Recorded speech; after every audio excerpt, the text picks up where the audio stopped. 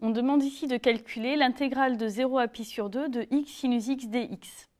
Pour cela, on va utiliser la formule d'intégration par partie. L'idée est de remarquer qu'on sait déterminer une primitive de sinus x. On va donc se débarrasser du x en le dérivant.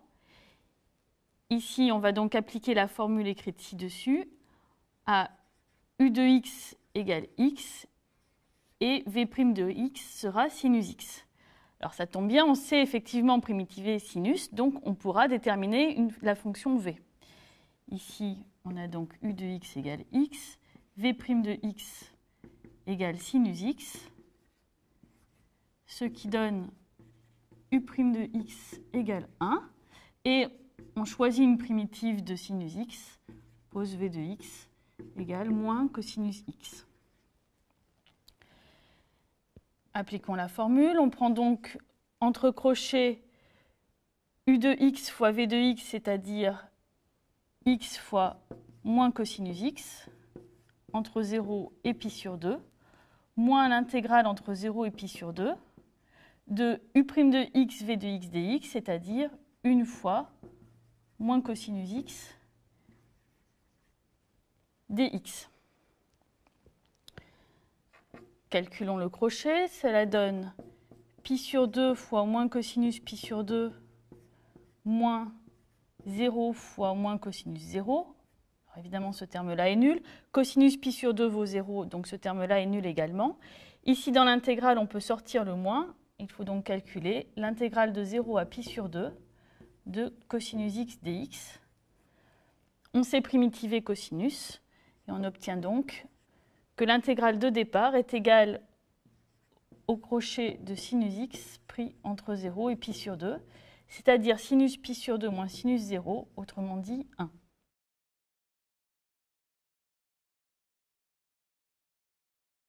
On cherche ici à calculer l'intégrale de 0 à 1 de exponentielle x sur racine de exponentielle x plus 1. Pour cela, on va utiliser un changement de variable et poser t égale exponentielle x. On commence par vérifier que c'est bien un changement de variable, c'est-à-dire qu'on peut exprimer x en fonction de t, x égale ln de t, et on devra remplacer le dx par la dérivée de ln de t, c'est-à-dire 1 sur t fois dt. Attention, il s'agit ici d'une intégrale et non d'une primitive, donc on devra aussi changer les bornes. Ici, on obtient donc l'intégrale de t sur racine de t plus 1 fois 1 sur t dt. Lorsque x vaut 0, t qui est égal à exponentielle x vaut exponentielle 0, c'est-à-dire 1. Lorsque x vaut 1, t vaut exponentielle 1, qu'on note e. Ici, il y a une simplification. Et on se ramène à calculer l'intégrale de 1 à e de 1 sur racine de t plus 1 dt. On sait primitiver cette expression. Ici, c'est du 1 sur racine. Donc, primitive, c'est de la forme racine de t plus 1.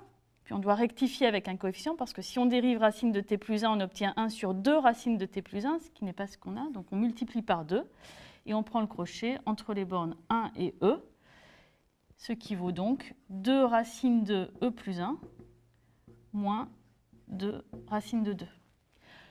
Remarquons qu'ici, on aurait pu se passer du changement de variable, à condition de voir qu'on a ici sous la racine une expression, u de x, et ce qui se trouve au numérateur est en réalité u' de x. Donc ce qu'on a à intégrer, c'est une expression de la forme u' sur racine de u, qui va se primitiver sous la forme de racine de u.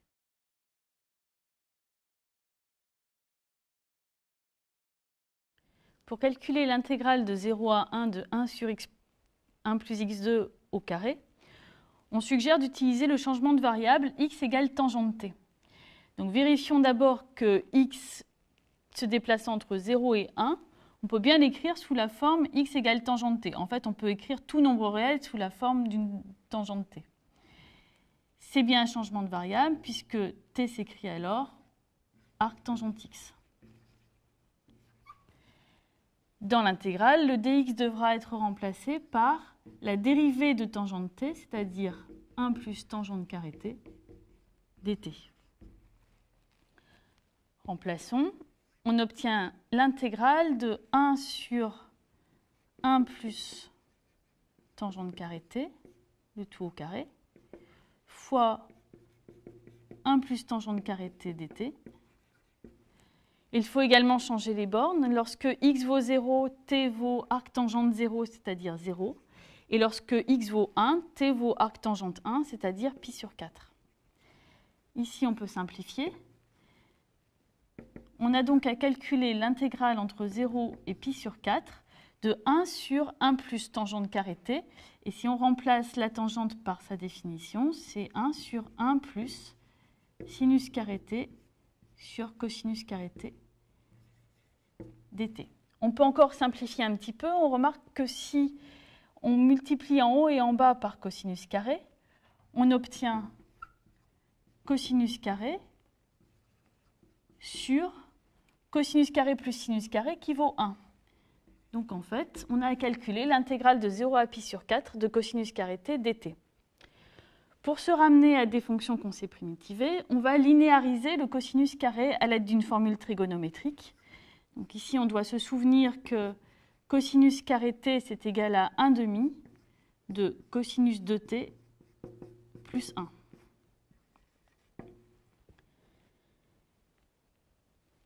On s'est donc ramené à des fonctions que l'on sait primitiver. Alors on peut sortir le 1 demi de l'intégrale. Il faut trouver une primitive de cosinus de t. Alors primitive de cosinus, ça va être en sinus. Sinus de t. Alors si on dérive sinus de t, on voit qu'on a un 2 qui sort, qui n'est pas en fait dans la fonction d'origine. Donc on doit rectifier en multipliant par 1 demi. Et primitive de 1 va être tout simplement t. Et on calcule entre les bornes 0 et pi sur 4. Ce qui donne 1 demi de 1 demi de sinus 2 fois pi sur 4, c'est-à-dire pi sur 2. Donc ça fait 1 demi fois 1, plus pi sur 4, moins 1 demi de sinus 0, c'est-à-dire 0, plus 0. Et simplifions à la fin, on obtient 1 quart plus pi sur 8.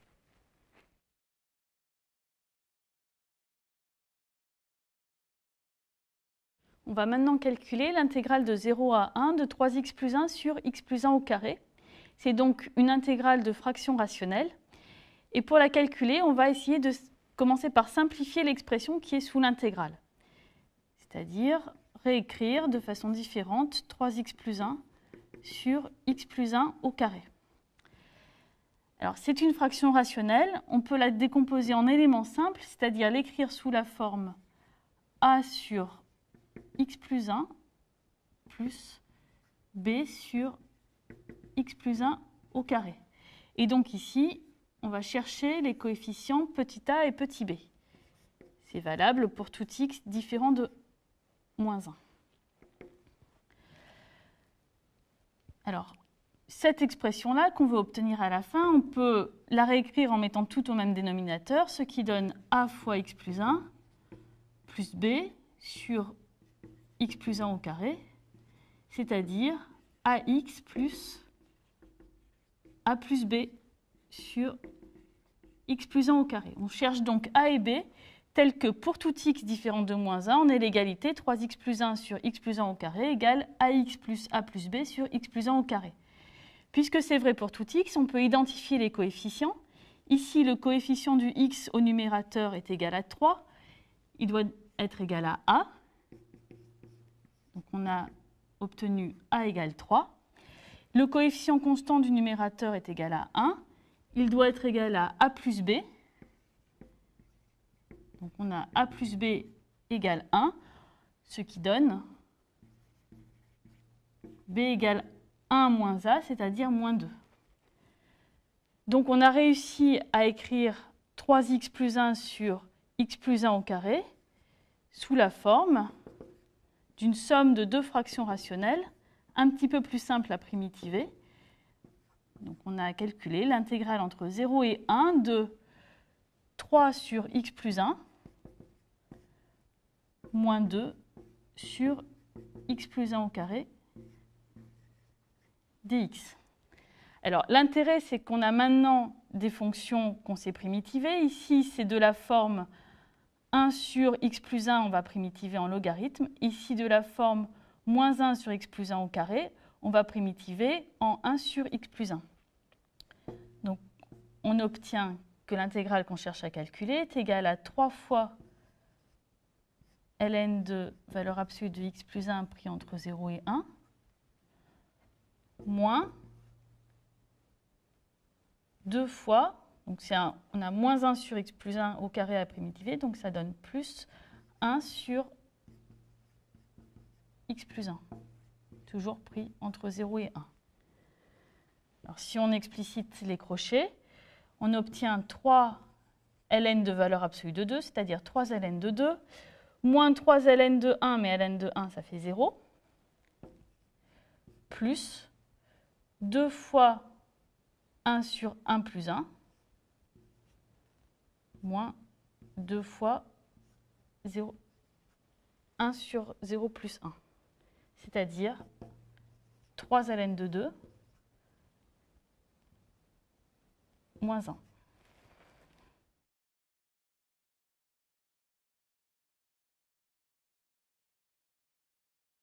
Calculons l'intégrale grand I égale l'intégrale de 1 demi à 2 de 1 plus 1 sur x2 fois arc tangente x dx. On suggère d'utiliser le changement de variable u égale 1 sur x. Alors déjà, comme on intègre entre 1 demi et 2, x ne vaut jamais 0, donc on peut bien poser u égale 1 sur x. Et cela revient à écrire x égale 1 sur u. On devra donc dans l'intégrale remplacer le dx par la dérivée de 1 sur u, c'est-à-dire moins 1 sur u carré, du. Remplaçons. On obtient 1 plus 1 sur x au carré, c'est-à-dire u au carré, arc tangente 1 sur u, fois moins 1 sur u carré, du. Il faut aussi changer les bornes. Lorsque x vaut 1 demi, u vaut 1 sur 1 demi, c'est-à-dire 2. Et lorsque x vaut 2, u vaut 1 demi. Alors on peut simplifier un petit peu.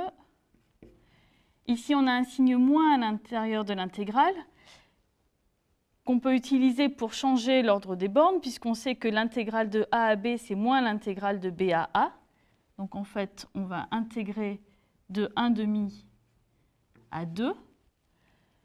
Et ici, le u carré qui est au dénominateur se simplifie un petit peu avec l'expression qui est au début. Donc on obtient 1 sur u carré plus 1, arc tangente,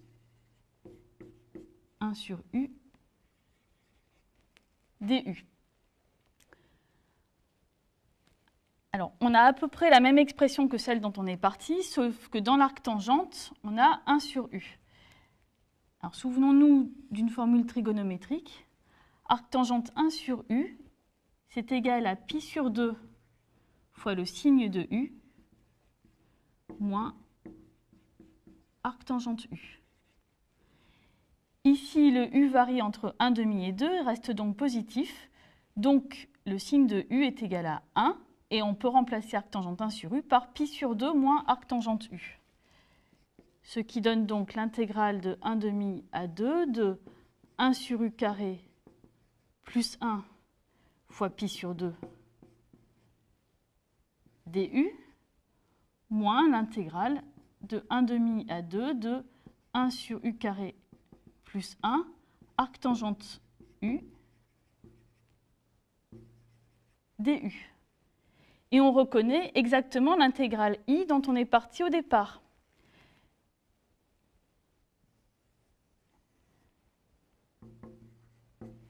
Donc i est égal à une certaine expression moins i. Si on passe le i de l'autre côté de l'égalité, on obtient donc 2i égale l'intégrale de 1 demi à 2 de 1 sur u carré plus 1 pi sur 2 du. À l'intérieur de cette intégrale, on a uniquement des fonctions qu'on sait primitiver. Donc déjà, on peut sortir le pi sur 2 de l'intégrale. Et à l'intérieur, donc une primitive de 1 sur u carré, ce sera moins 1 sur u. Une primitive de 1, ce sera u. Et on calcule entre les bornes 1 demi et 2. Ce qui donne... Alors, ici, on n'oublie pas qu'on a calculé 2i et non pas i. Donc on obtient i égale 1 demi de toute cette expression, c'est-à-dire pi sur 4, facteur de moins 1 demi plus 2, moins 1 sur 1 demi plus 1 demi. Ce qui donne, lorsqu'on fait la simplification, 3 pi sur 4.